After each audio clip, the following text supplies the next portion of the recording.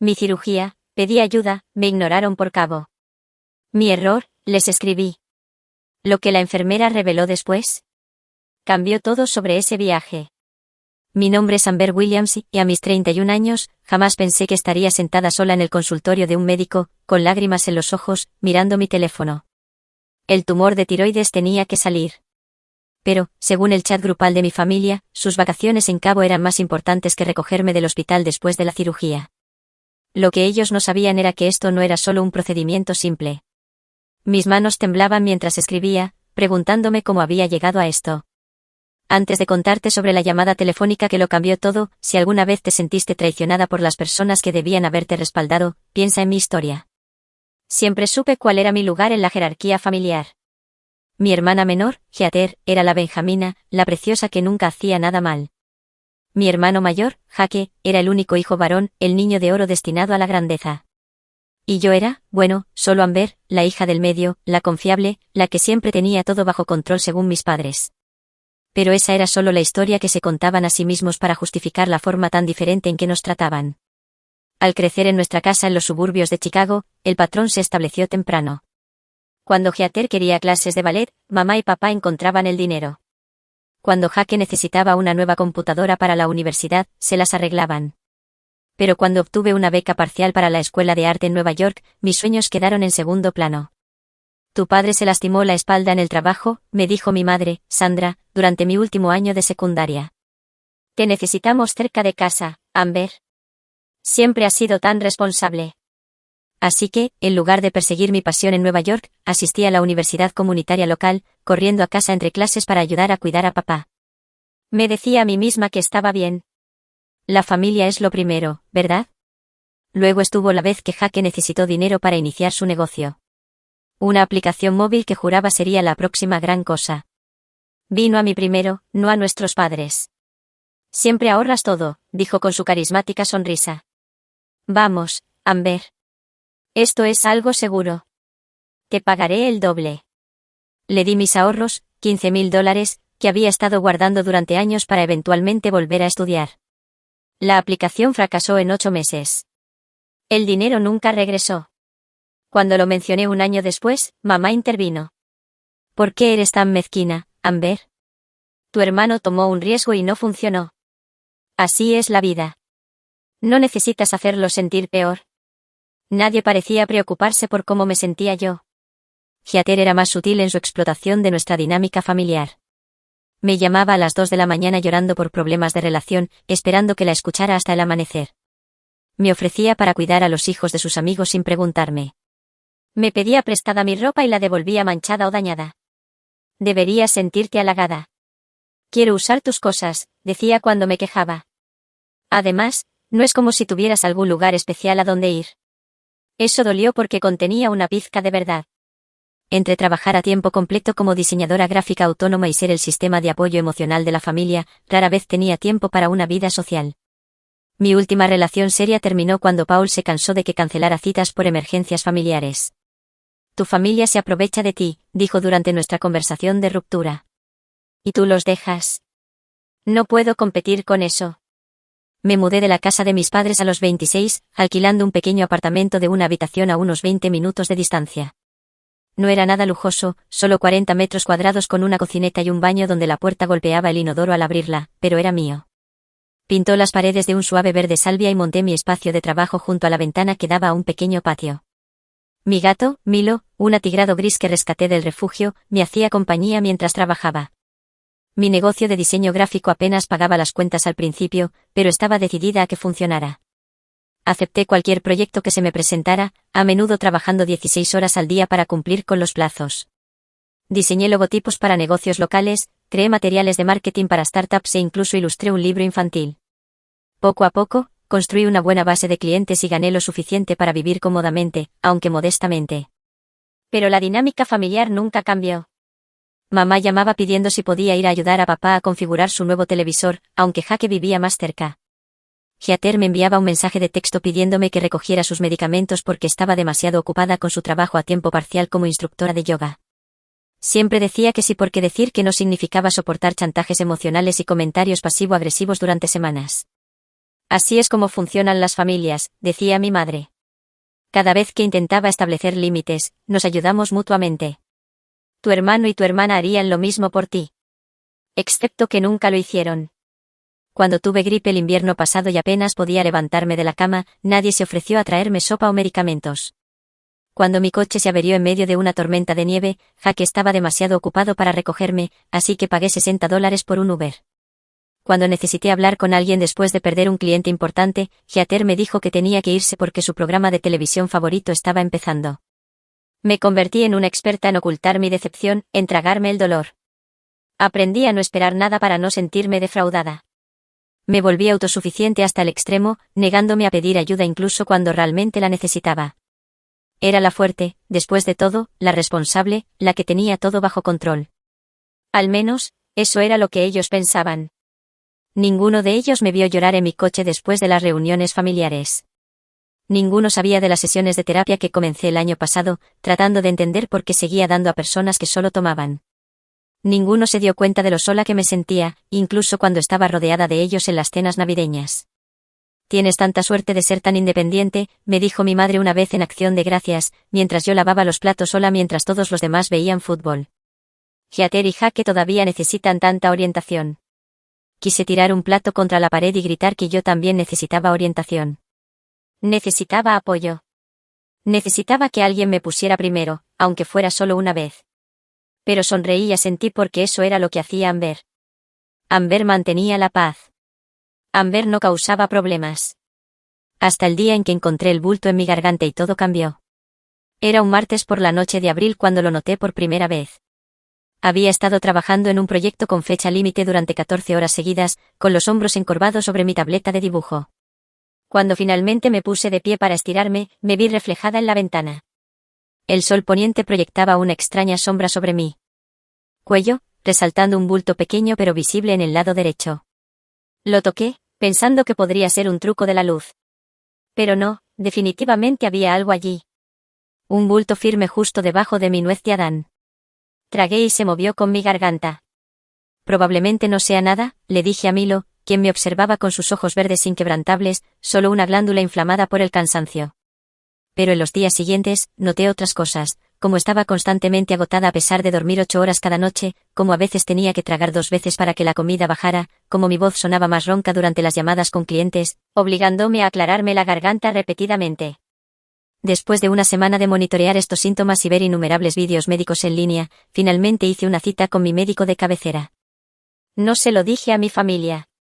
No tiene sentido preocuparlos por lo que probablemente no sea nada, razoné.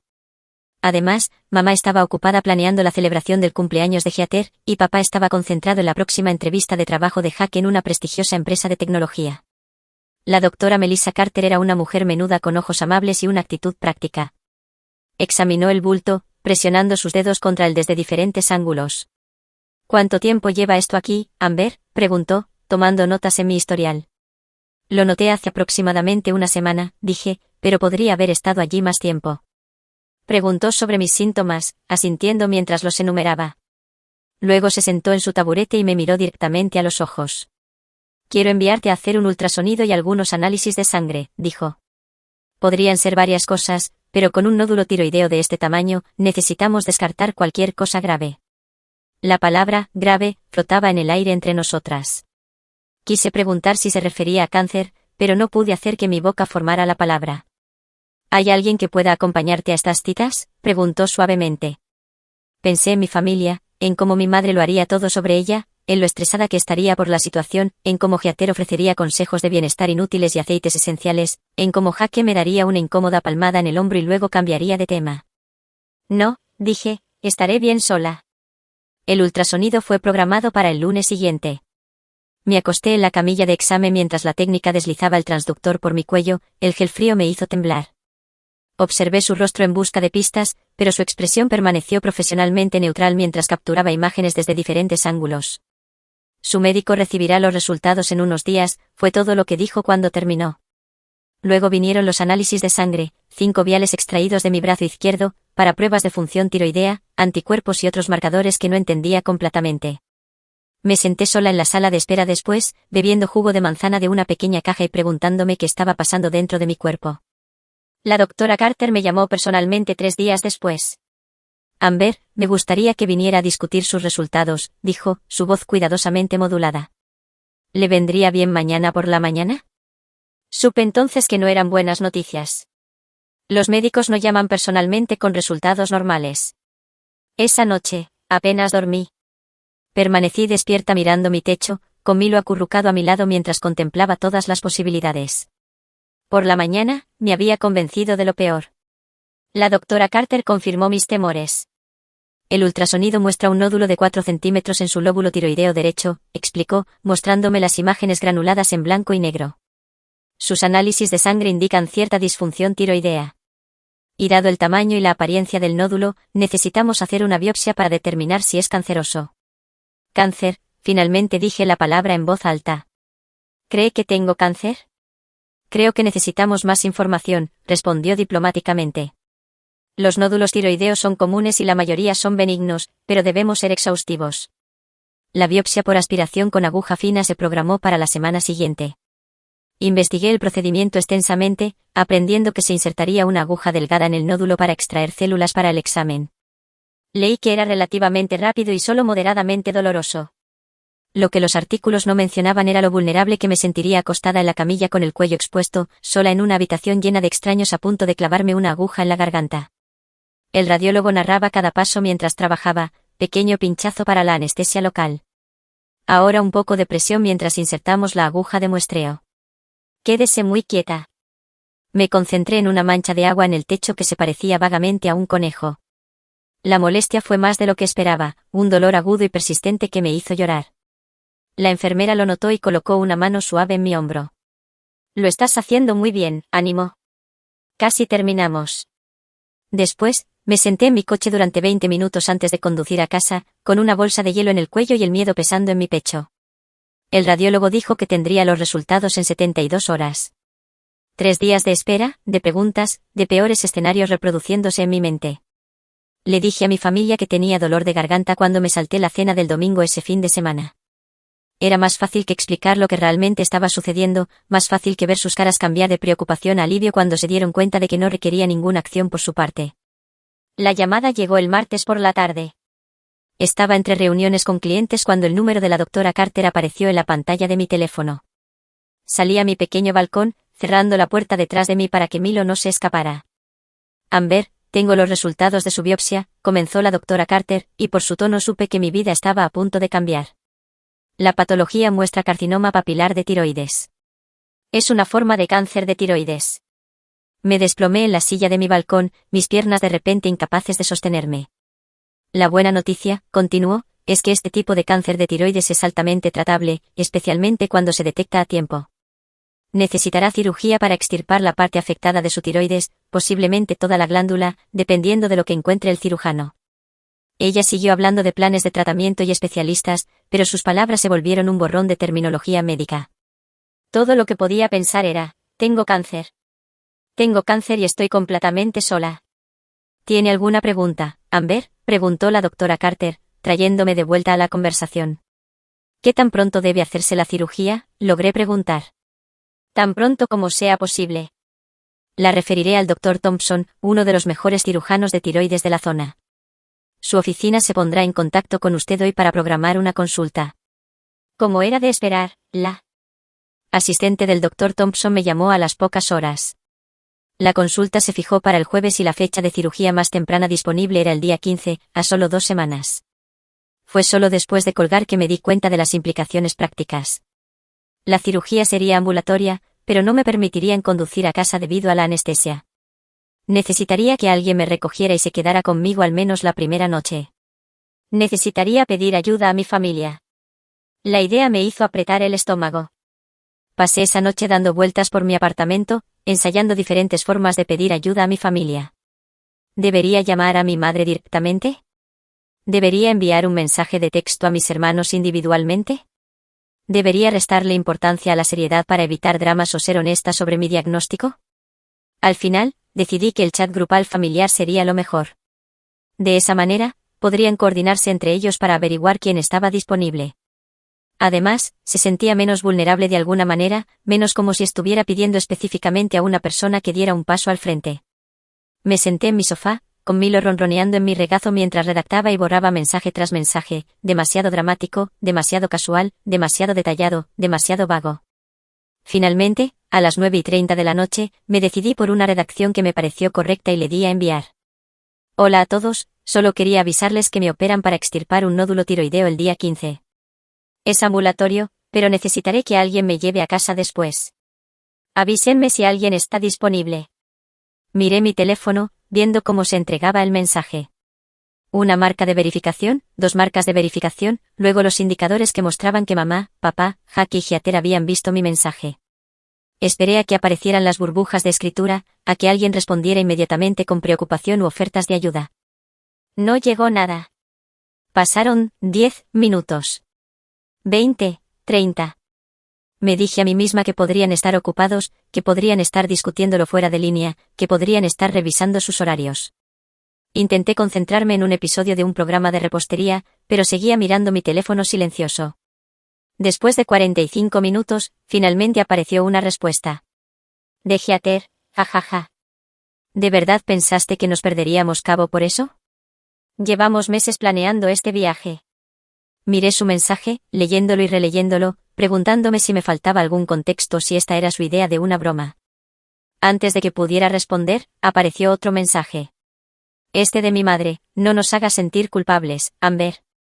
Este viaje ha estado planeado durante meses. ¿Puedes reprogramar tu cirugía o pedirle a un amigo? La crueldad casual de sus respuestas me dejó sin aliento. Mis dedos se cernieron sobre el teclado, docenas de respuestas pasaron por mi mente. Podría explicar que era una cirugía de cáncer, no un procedimiento electivo. Podría recordarles todas las veces que había dejado todo para ayudarlos.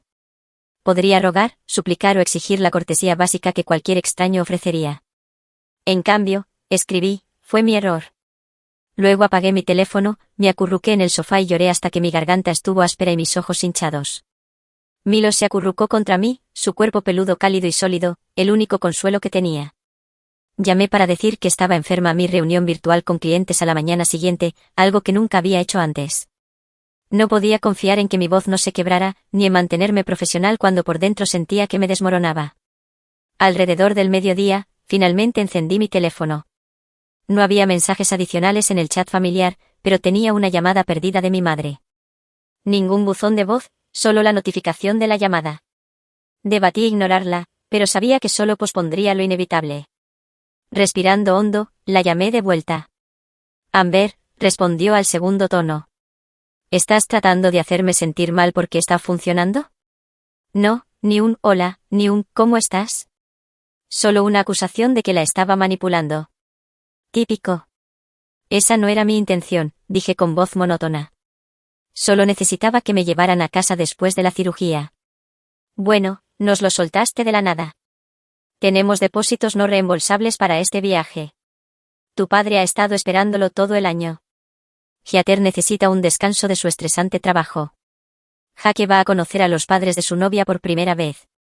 Cada justificación era como un pequeño cuchillo entre mis costillas.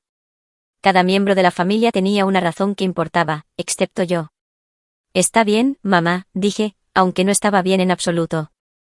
Ya encontraré algo. ¿Qué tipo de cirugía es de todos modos? Nunca dijiste. Consideré decirle la verdad en ese momento. Decir la palabra, cáncer, lo cambiaría todo, la haría darse cuenta de la gravedad de lo que estaba ignorando, pero algo me detuvo. Quizás el orgullo. Quizás la comprensión de que no debería tener que tener cáncer para que mi familia se preocupara por mí. Solo una cosa de tiroides, dije vagamente. Nada importante. ¿Ves? Estarás bien. Siempre lo estás. Eso es lo que amo de ti, Amber. Eres tan autosuficiente.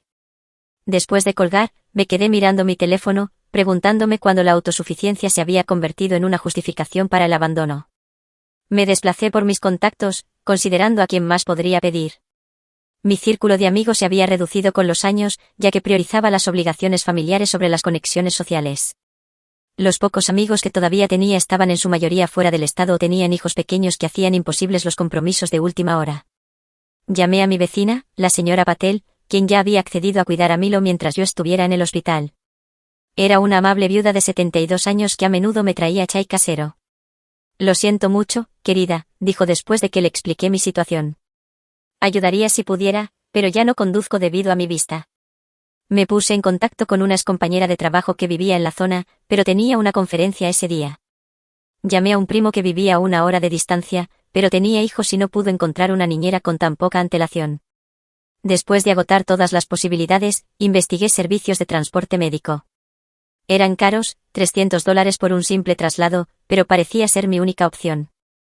Reservé el servicio, cargándolo a mi tarjeta de crédito que ya estaba al límite por las facturas médicas que mi seguro no cubría por completo.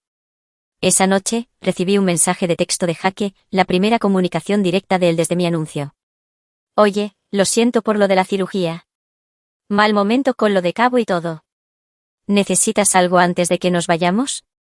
Era lo más parecido a preocupación que cualquiera de ellos había mostrado, pero aún así no daban el blanco por completo. Podía ofrecerse a comprar víveres antes de su viaje, pero no cambiar sus planes para ayudarme durante una crisis médica real. Estoy lista, le respondí. Diviértete en Cabo. Me envió un emoji de pulgar hacia arriba. No hubo más preguntas sobre mi cirugía, mi recuperación o mi bienestar. Al día siguiente, Heather publicó en el chat familiar sobre el nuevo traje de baño que se había comprado para el viaje, con una selfie en el vestidor de la tienda. Mamá respondió con emojis de ojos de corazón. Papá comentó que sería la chica más bonita de la playa. Nadie mencionó mi cirugía ni preguntó cómo estaba. Era como si mi crisis médica fuera una nota al pie inconveniente, rápidamente reconocida y tan rápidamente olvidada a favor de los planes de vacaciones. Silencié el chat después de eso, incapaz de soportar los emocionados mensajes de cuenta regresiva para las vacaciones que siguieron. La distancia que siempre había sentido de mi familia de repente parecía un abismo vasto e infranqueable. Había pasado años diciéndome a mí misma que la sangre era más espesa que el agua, que la familia lo era todo. Ahora me preguntaba si me había estado mintiendo todo el tiempo. Con apenas 2 semanas para mi cirugía, me volqué en los preparativos prácticos. Si iba a hacer esto sola, estaría tan preparada como humanamente fuera posible. Comencé por limpiar a fondo mi apartamento. Fregué el baño hasta que brilló, cambié las sábanas por las más suaves que tenía y organicé mi cocina para que todo lo que pudiera necesitar estuviera al alcance de la mano. Leí que alcanzar y levantar objetos estaría restringido después de la cirugía de tiroides, así que reorganicé mi apartamento en consecuencia, moviendo los artículos esenciales de los estantes altos a la altura del mostrador. Luego vino la preparación de alimentos. Investigué que sería más fácil de comer con dolor de garganta después de la cirugía y me abastecí en consecuencia. Puré de manzana, yogur, puré de papas instantáneo, sopa, helado y paletas heladas llenaron mi refrigerador y congelador. Cociné y congelé varias comidas blandas que podían recalentarse fácilmente en el microondas. Coloqué una mesa plegable junto a mi sofá y organicé una estación de recuperación con pañuelos de papel, bálsamo labial, pastillas para la garganta, una campana en caso de que la señora Patel estuviera cuidando a Milo y yo necesitara llamar su atención, y una pequeña pizarra con marcador en caso de que mi voz se viera afectada por la cirugía. La farmacia fue mi siguiente parada. Surtí la receta de analgésicos que el Dr. Thompson me había proporcionado con antelación, compré gasas y cinta médica adicionales para el cuidado de heridas, y me abastecí de aerosoles para la garganta y compresas frías. El farmacéutico levantó una ceja ante mis compras. ¿Se acerca una cirugía importante?, preguntó mientras me cobraba. Asentí, sin atreverme a hablar de ello con un extraño sin emocionarme. Buena suerte, dijo amablemente.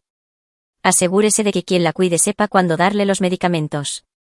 Solo sonreí débilmente y tomé mis bolsas. Mi situación laboral también necesitaba ser abordada. Envié correos electrónicos a mis clientes explicando que no estaría disponible durante al menos una semana debido a un procedimiento médico. La mayoría fueron comprensivos, aunque uno expresó frustración por el momento. Trabajé horas extras para completar proyectos urgentes con anticipación, quedándome despierta hasta las 2 de la madrugada varias noches seguidas para cumplir con los plazos. Fue agotador, pero mejor que perder clientes o ingresos que necesitaba desesperadamente, especialmente con las crecientes facturas médicas. La señora Patel accedió a cuidar a Milo 2 veces al día y a darle su medicación para la afección del tracto urinario felino que había desarrollado a principios de año. Le escribí instrucciones detalladas y empaqueté su comida en porciones individuales. Incluso me grabé llamando su nombre para que la señora Patel pudiera reproducirlo si se sentía solo. «Piensas en todo», dijo ella cuando le mostré mis preparativos. «¿Pero quién está pensando en ti, querida?» No tuve una respuesta para eso. El día antes de mi consulta con el Dr. Thompson, recibí otra llamada de mi madre. Solo te llamo antes de irnos mañana, dijo alegremente. Estaremos fuera por 10 días.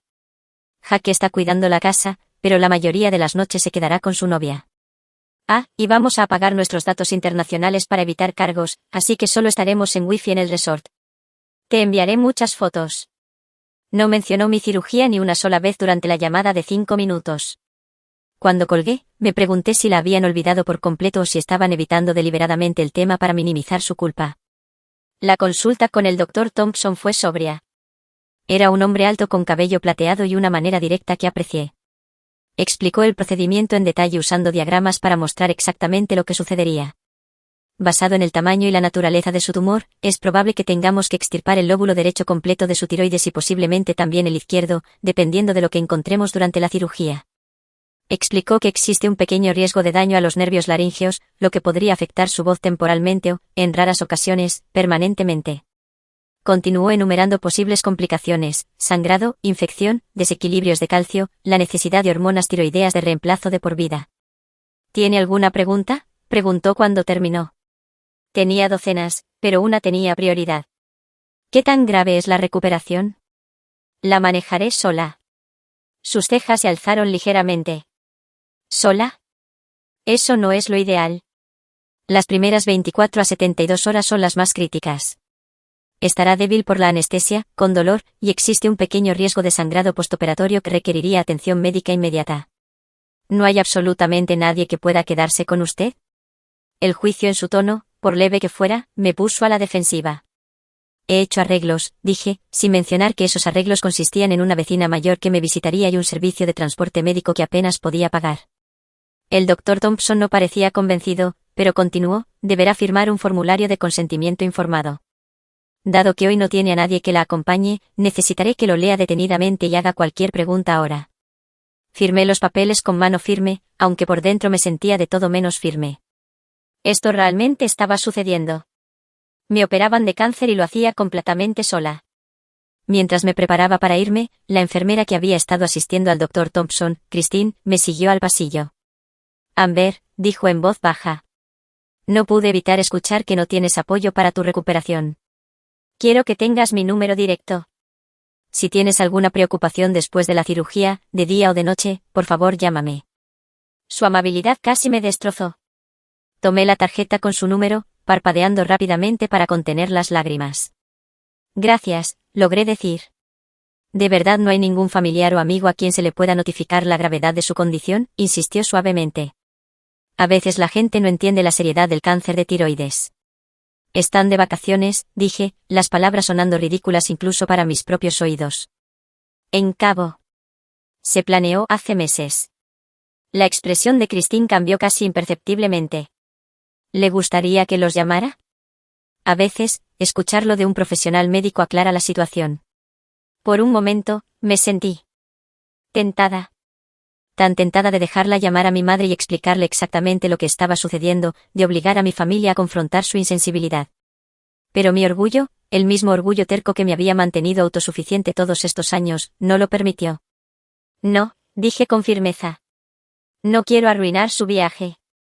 Estaré bien sola. Siempre lo estoy. Mientras conducía a casa, la oferta de Christine se repetía en mi mente. ¿Por qué estaba protegiendo a personas que habían demostrado tan claramente que no harían lo mismo por mí? ¿Por qué, incluso ahora, seguía poniendo su felicidad por encima de mi propio bienestar? No tenía respuestas, solo el dolor familiar de ser la responsable, la fuerte, la que nunca necesitaba nada, incluso cuando lo necesitaba todo.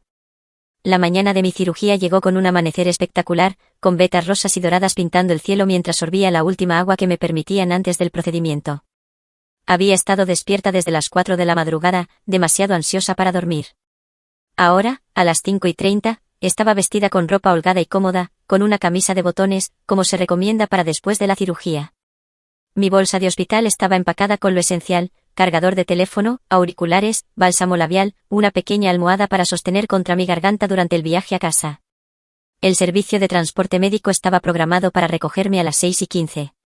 Mientras esperaba, revisé mi teléfono por última vez. Ningún mensaje de mi familia. Probablemente estaban disfrutando su primer día completo en Cabo, bebiendo margaritas junto a la piscina, completamente despreocupados por lo que yo estaba enfrentando. El transporte llegó puntualmente. Una furgoneta blanca con un conductor uniformado que era profesionalmente cortés, pero no particularmente cálido. Me senté en silencio durante el viaje de 20 minutos al hospital, viendo la ciudad despertar a nuestro alrededor. En el hospital, me registré en la recepción quirúrgica, donde una amable mujer mayor con gafas de lectura moradas me ayudó con el papeleo.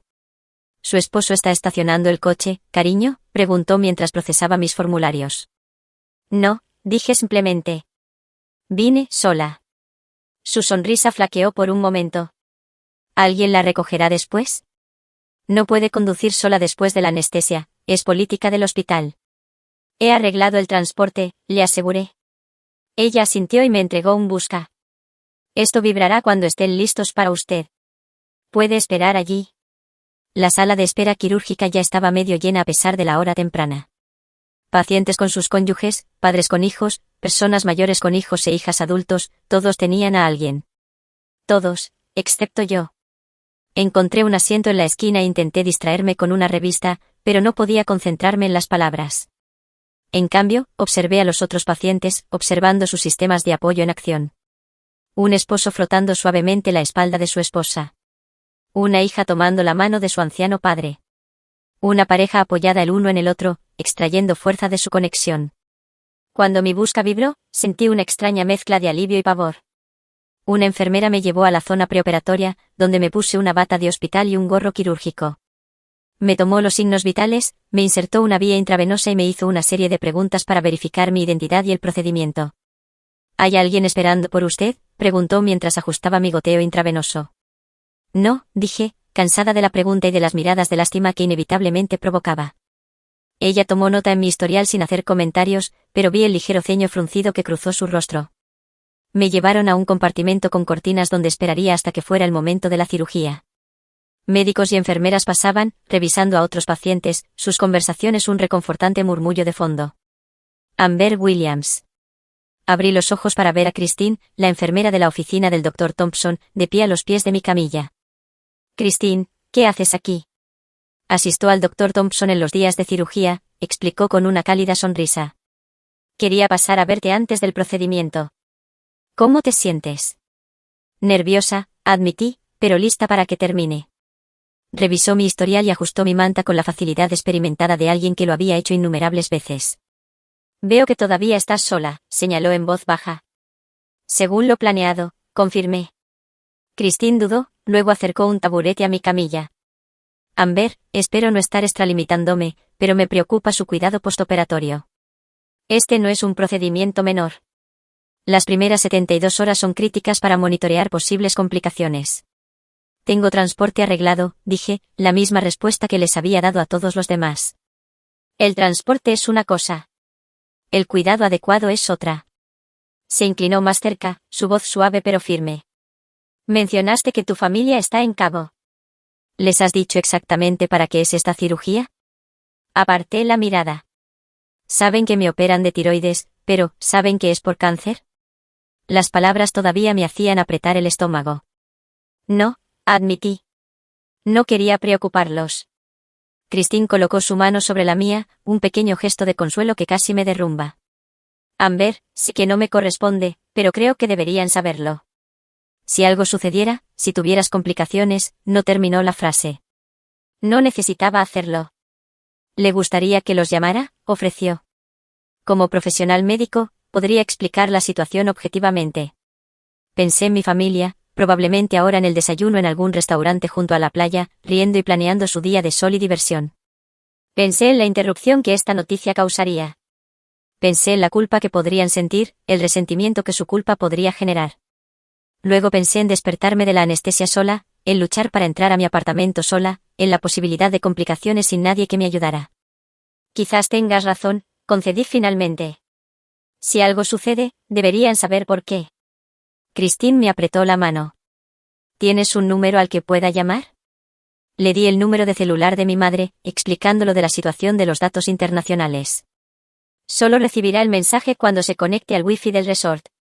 Me aseguraré de que entienda la situación, prometió Christine. Ahora, intenta relajarte.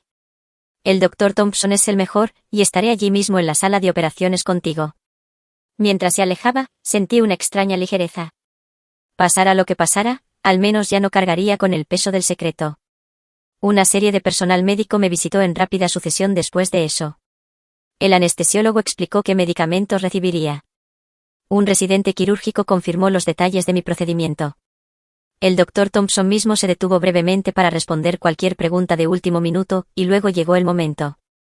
Me llevaron en la camilla a la sala de operaciones, un espacio frío y brillantemente iluminado lleno de equipos intimidantes. El equipo trabajó eficientemente a mi alrededor, conectando monitores y ajustando equipos. El anestesiólogo colocó una máscara sobre mi cara. Respira hondo, Amber, me indicó. Cuenta hacia atrás desde 10. Logré llegar a 7 antes de que la oscuridad me reclamara. Mientras tanto, en un rincón tranquilo de la zona preoperatoria, Christine estaba haciendo la llamada que lo cambiaría todo. Hola, señora Williams. Mi nombre es Christine Reyes. Soy enfermera del Hospital Memorial y trabajo con el Dr. Thompson. Llamo para hablar sobre su hija, Amber. En un resort junto a la playa a miles de kilómetros de distancia, Sandra Williams se excusó de la mesa del desayuno para tomar la llamada en privado, molesta por la interrupción de sus vacaciones. No tenía idea de que lo que estaba a punto de escuchar la haría abandonar la tumbona que había reclamado a las 7 de la mañana, la excursión de snorkel que había reservado y la reserva para la cena de 5 estrellas que había requerido una lista de espera de 2 meses. ¿Qué quiere decir con cáncer? La voz de Sandra resonó en el pasillo del resort. Ella nunca dijo nada sobre cáncer. La voz de Christine era profesionalmente tranquila pero firme. Amber tiene carcinoma papilar de tiroides. El doctor Thompson está extirpando el tumor y probablemente toda su glándula tiroides mientras hablamos. Este es un procedimiento serio con posibles complicaciones, incluido el daño a los nervios laringeos que controlan la laringe y el riesgo de sangrado postoperatorio. Pero dijo que era solo un procedimiento menor, que solo necesitaba que la llevaran a casa, protestó Sandra débilmente. Señora Williams, su hija necesitará un seguimiento cercano durante al menos 72 horas después de la cirugía. Actualmente no tiene a nadie que le brinde esa atención. Ha organizado transporte médico y una vecina la visitará, pero eso es insuficiente para sus necesidades médicas. Hubo una larga pausa en la línea. No tenía idea, dijo finalmente Sandra, su voz pequeña. Nunca habríamos ido si lo hubiéramos sabido. Entiendo que esto es un shock, reconoció Christine. Pero todavía hay tiempo para hacer arreglos. Amber estará en recuperación durante varias horas. Estaremos allí, dijo Sandra con firmeza. Todos nosotros. Gracias por llamar, enfermera. Gracias por decirnos lo que nuestra hija no nos dijo. Mientras Sandra regresaba corriendo a la mesa para informar a su esposo e hijos de la situación, Amber estaba bajo anestesia, sin saber que la dinámica de su familia estaba a punto de cambiar drásticamente. El viaje de regreso a la conciencia fue lento y desorientador. Mi primera percepción fue un pitido rítmico en algún lugar cercano. Luego vino el dolor, una sensación de ardor y pulsación en mi garganta. Intenté tragar y de inmediato me arrepentí. Con calma, advirtió una voz suave. Intenta no tragar mucho ahora mismo. Parpadeé varias veces, tratando de enfocar el mundo. Una enfermera de la sala de recuperación, con uniforme azul, ajustaba algo en mi soporte de suero. La cirugía ha terminado, me informó con una alegría ensayada. El doctor Thompson pasará a hablar con usted cuando esté más despierta. Quise hacer preguntas, pero mi garganta se sentía como si hubiera tragado cristales rotos. La enfermera pareció entender. Su cirugía salió bien.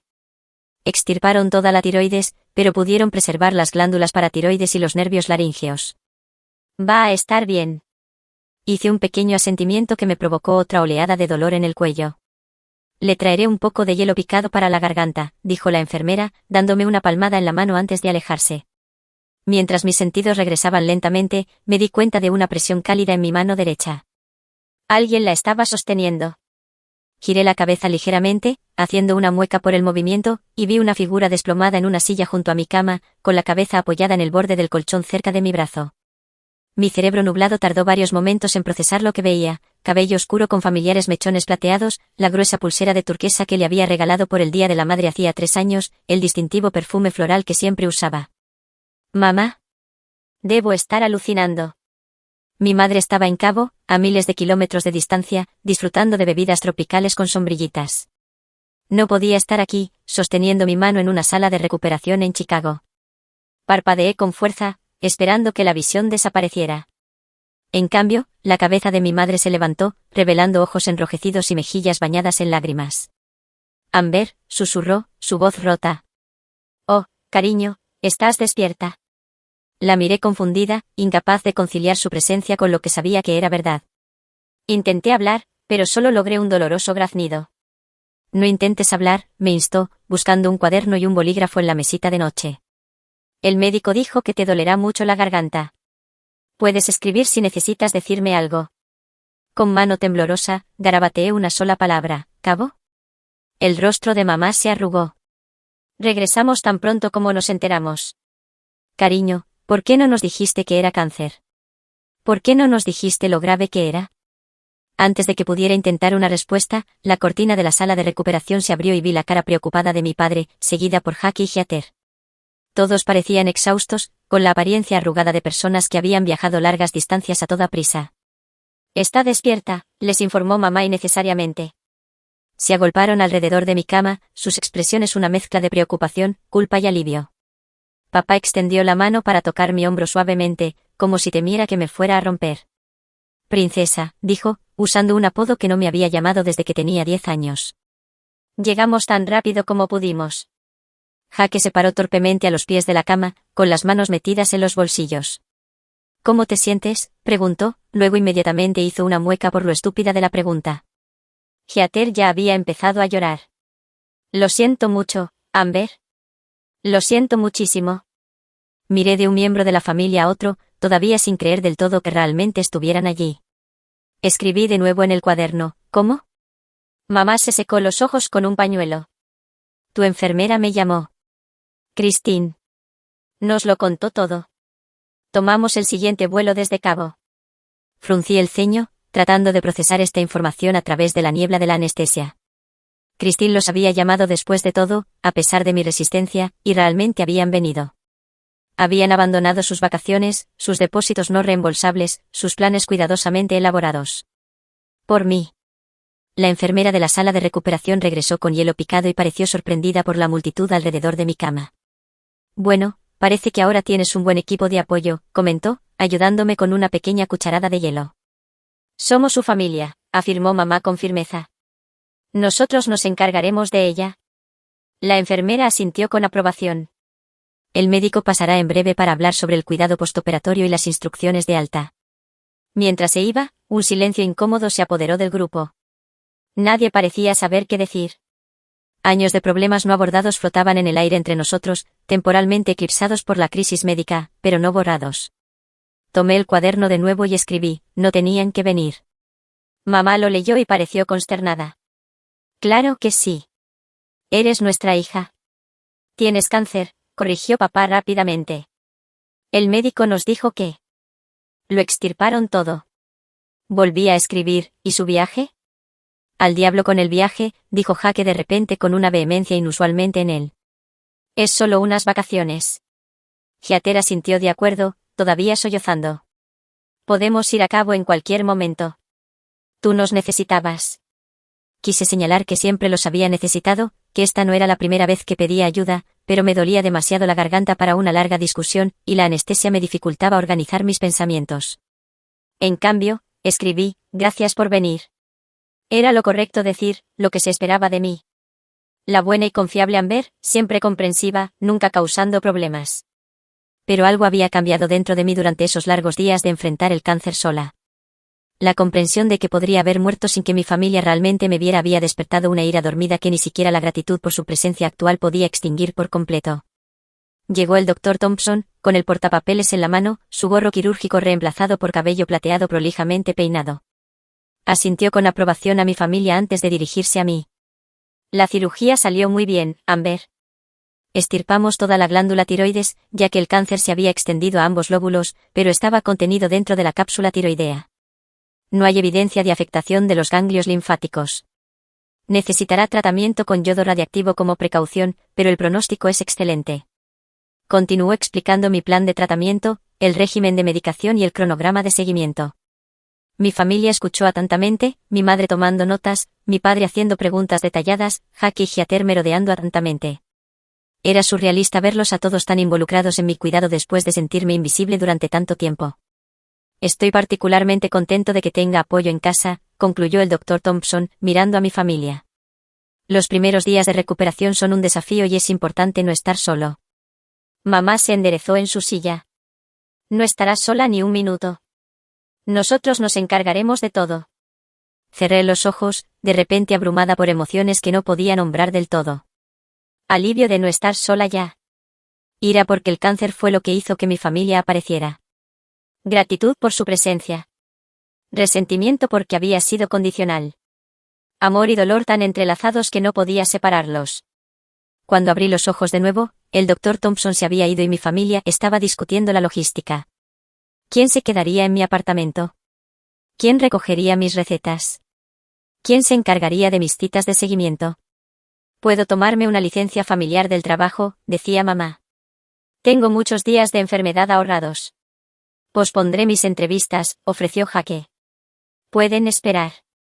Puedo reprogramar mis clases de yoga, agregó Heather. Mis estudiantes entenderán. Estaban haciendo planes como si su disponibilidad nunca hubiera estado en cuestión. Como si no me hubieran rechazado a todos ellos hace solo unos días. La disonancia cognitiva era demasiado. Tomé el cuaderno de nuevo, mi mano temblaba con más que solo debilidad postquirúrgica. Escribí con letras grandes e irregulares, ¿dónde estaban cuando pregunté? Levanté la página, llamando su atención. La conversación se detuvo abruptamente mientras leían mi mensaje. Un silencio incómodo se apoderó de la habitación. Amber, comenzó mamá vacilante, no entendíamos lo grave que era. Volteé a una página nueva. Nunca preguntaron. Dijiste que era solo una cosa de la tiroides, protestó papá débilmente. No dijiste que era cáncer. Otra página. No les importó lo suficiente como para preguntar. Las lágrimas corrían por mi rostro ahora, la represa emocional finalmente se rompió. Años de ser ignorada, de ser dada por sentada, de ser la confiable que nunca necesitaba nada. Todo salió en esas palabras escritas. Jake bajó la mirada, incapaz de mirarme a los ojos. Tienes razón, admitió en voz baja. Vi tu mensaje y solo pensé, no sé qué pensé, que era algo rutinario, supongo. Que tú lo manejarías como manejas todo. Te hemos dado por sentada, dijo mamá, con la voz embargada por la emoción. Durante años, hemos confiado en tu fuerza sin considerar nunca lo que te costaba. Heather estaba sollozando abiertamente ahora. He sido tan egoísta, Amber, tan absorbida en mi propia vida que no vi cuánto llevaba sola. Papá se aclaró la garganta, claramente incómodo con la confrontación emocional, pero haciendo un esfuerzo. Te fallamos, princesa, no solo con esta cirugía, sino durante mucho tiempo. Sus reconocimientos deberían haberme sentido vindicadores, pero solo me dejaron más cansada. Había imaginado este momento tantas veces, mi familia finalmente reconociendo lo injustamente que me habían tratado. Pero la realidad era desordenada y dolorosa, complicada por mi vulnerabilidad física y su genuino remordimiento. Escribí un mensaje más, mi mano acalambrada por el esfuerzo, los necesité antes de esto, también. Mamá lo leyó y asintió, las lágrimas cayendo por sus mejillas. Lo sé, y no estábamos allí. No podemos cambiar eso, pero estamos aquí ahora y queremos hacerlo mejor. ¿Nos dejarás intentarlo? No era una pregunta simple, y no tenía una respuesta simple. El dolor era demasiado profundo para una resolución fácil. Pero mientras miraba sus caras, verdaderamente arrepentidas, verdaderamente presentes, me di cuenta de que tenía una opción. Podía aferrarme a mi ira justificada, o podía aceptar este imperfecto comienzo de cambio. Hice un pequeño y cauteloso asentimiento. Mamá me apretó la mano suavemente. Gracias por darnos otra oportunidad. No la merecemos, pero trabajaremos para ganarla. Por primera vez en mi vida adulta, me sentí vista por mi familia. No como la hija mediana confiable que nunca necesitaba nada, sino como una persona con necesidades y heridas, y con derecho a ser priorizada. No fue un final de cuento de hadas. Habría conversaciones difíciles por delante, viejos patrones que romper, nuevos límites que establecer. Pero fue un comienzo. Las siguientes semanas fueron una extraña nueva realidad. Mi apartamento, generalmente tranquilo, excepto por los maullidos ocasionales de Milo, se convirtió en un centro de actividad familiar. Mamá se mudó a mi habitación de invitados, que antes funcionaba como mi oficina en casa. Papá venía a diario, trayendo comida y ayudando con las tareas del hogar. Jake y Heather se turnaron, asegurándose de que alguien siempre estuviera conmigo durante esos primeros días críticos de recuperación. Mi garganta sanó lentamente, la línea roja intensa en mi cuello se desvanecía gradualmente a un rosa suave. Mi voz, inicialmente ronca y débil, se fortaleció día a día. El agotamiento de la cirugía y el ajuste a la medicación tiroidea me mantuvieron durmiendo la mayor parte del tiempo al principio, pero a medida que mi energía regresaba, también lo hacía la necesidad de conversaciones demasiado tiempo pospuestas. Sucedió orgánicamente una tarde, unas 2 semanas después de mi cirugía. Mamá y yo estábamos sentadas en mi sala, ella tejiendo una bufanda, yo garabateando distraídamente en un cuaderno, cuando finalmente hice la pregunta que había estado flotando entre nosotras: ¿por qué tuvo que pasar algo tan serio para que me vieran? Las manos de mamá se detuvieron, el clic de sus agujas de tejer quedó en silencio. No. Fingió no entender. Creo, dijo lentamente, eligiendo sus palabras con cuidado, que caímos en roles hace mucho tiempo. Heather era la bebé que necesitaba protección. Jake era el hijo que necesitaba orientación. Y tú eras la que lo tenía todo bajo control. La que no nos necesitaba. Siempre los necesité, dije, mi voz aún ligeramente áspera. Solo porque no me desmoroné no significa que no estaba sufriendo. Mamá asintió, sus ojos llenándose de lágrimas. Lo sé ahora. Creo que una parte de mí lo sabía entonces también. Pero reconocerlo habría significado admitir lo injustos que estábamos siendo, cuánto te estábamos quitando sin dar nada a cambio. Dejó su tejido a un lado y me miró directamente. Tu padre y yo hemos estado hablando mucho sobre esto, sobre cómo te hemos tratado diferente. No estuvo bien, y no hay excusa. Pero si estás dispuesta a escuchar, me gustaría explicarte algunas cosas. No para justificar, solo para entender. Asentí, preparándome. Cuando naciste, eras un bebé tan fácil, tan autosuficiente. Incluso entonces, jugabas felizmente sola, rara vez llorabas, alcanzabas todos tus hitos temprano. Nos maravillábamos de lo independiente que eras. Luego vino Jake, que era colérico y exigente, y más tarde Heather, que fue prematura y necesitaba cuidados adicionales. Torció su anillo de bodas, un hábito nervioso que había observado durante toda mi infancia. De alguna manera, comenzamos a ver tu autosuficiencia, no como una cualidad a nutrir, sino como un permiso para enfocarnos en otra parte. Cuando manejabas las cosas por tu cuenta, nos sentíamos orgullosos en lugar de preocupados. Confundimos tu competencia con invulnerabilidad. Fue una revelación escucharla articular lo que yo había sentido pero nunca había entendido completamente. Mi fuerza se había convertido en mi debilidad en la dinámica de nuestra familia. No soy invulnerable, dije en voz baja. He estado ahogándome durante años. Lo sé, reconoció mamá, extendiendo la mano para tomar la mía, y lamento mucho que no lo hayamos visto, o peor aún, que hayamos visto destellos pero hayamos mirado hacia otro lado porque era más fácil. La conversación abrió una compuerta. En los días siguientes, se produjeron discusiones similares con papá, con Jake, con Heather. A veces acaloradas, a veces con lágrimas, siempre necesarias. Dije mi verdad sin filtrarla para no herir sus sentimientos, algo que nunca me había permitido antes. Les di mis ahorros, le recordé a Jake durante una conversación particularmente difícil, $15,000 que estaba ahorrando para la escuela de arte. Nunca me los devolvieron. Ni siquiera reconocieron lo que me costó. Jake, para su crédito, no se puso a la defensiva. Me aproveché de ti, admitió. Sabía que no dirías que no. He estado pensando mucho en ello, y quiero arreglarlo. Me presentó un plan de pago, modestas cuotas mensuales que eventualmente me devolverían mi dinero con intereses. No fue una solución rápida, pero fue reconocimiento y responsabilidad, lo que significaba más que el dinero en sí. Heather y yo tuvimos nuestro momento de ajuste de cuentas mientras me llevaba a una cita de seguimiento. He estado celosa de ti, confesó, sorprendiéndome. Eres tan capaz, tan organizada. Siempre me sentí como un desastre en comparación. No estoy organizada, le dije. Solo soy buena fingiendo, y todos dejaron claro que eso era lo que se esperaba de mí. Ella asintió, con los ojos fijos en la carretera. Estoy tratando de entender mi papel en todo esto. Creo que me gustaba tenerte como la responsable porque me liberaba de la carga. Podía ser la hermana divertida, la espontánea, mientras tú manejabas lo difícil. Eso no es justo para ninguna de nosotras, señalé. Eres una adulta. Deberías poder ser responsable a veces. Y yo debería poder desmoronarme ocasionalmente sin que el mundo se acabe. Tienes razón, asintió. Quiero ser alguien en quien puedas confiar, Amber. Quiero ser una verdadera hermana, no solo alguien que toma.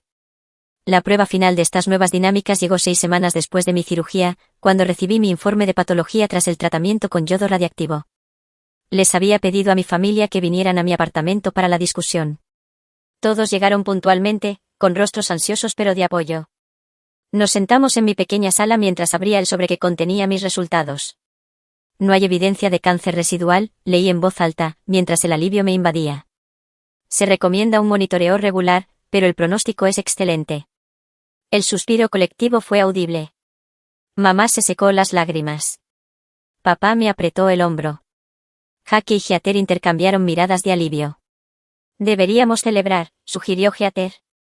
Tal vez cenar en ese restaurante italiano que te gusta. En realidad, dije, reuniendo mi coraje, primero quería hablarles de otra cosa. Les hablé de la Escuela de Arte en Nueva York que todavía me interesaba, de cómo había estado investigando programas en línea que me permitirían obtener mi título mientras mantenía mi negocio como autónoma, de mi sueño que había sido postergado pero nunca abandonado. En la antigua dinámica familiar, este anuncio se habría recibido con desinterés o un estímulo simbólico que enmascararía una desaprobación real. Pero algo había cambiado fundamentalmente entre nosotros. Eso es maravilloso, Amber, dijo mamá sinceramente. ¿Qué podemos hacer para que esto suceda? Dinos lo que necesitas, añadió papá. Estamos todos contigo. Jake se ofreció a ayudarme a construir un sitio web para mostrar mi portafolio. Heather se ofreció a ponerme en contacto con una amiga que había asistido al mismo programa. Estaban comprometidos, interesados, apoyando de maneras prácticas en lugar de solo con palabras vacías. 6 meses después de mi cirugía, de pie frente al espejo de mi baño, examinando la ahora tenue cicatriz en mi cuello, reflexioné sobre cuánto había cambiado. Mi familia no era perfecta. Todavía teníamos momentos de caer en viejos patrones, todavía teníamos desacuerdos y malentendidos. Pero había una diferencia fundamental. Ahora era visible. Mis necesidades importaban. Mis límites eran respetados. Había aprendido a hablar sin disculparme, a pedir ayuda sin vergüenza, a expresar decepción sin miedo. Y mi familia había aprendido a escuchar, a aparecer consistentemente, a dar en proporción a lo que recibían. Lo más extraño fue que no me arrepentía de lo que había sucedido. No del cáncer, ciertamente no se lo desearía a nadie. Pero no me arrepentía de que Christine hubiera hecho esa llamada, forzando la verdad a la luz. A veces, la perspectiva de perder algo es lo que te hace reconocer su verdadero valor. Para mi familia, la posibilidad de perderme les hizo verme, quizás por primera vez.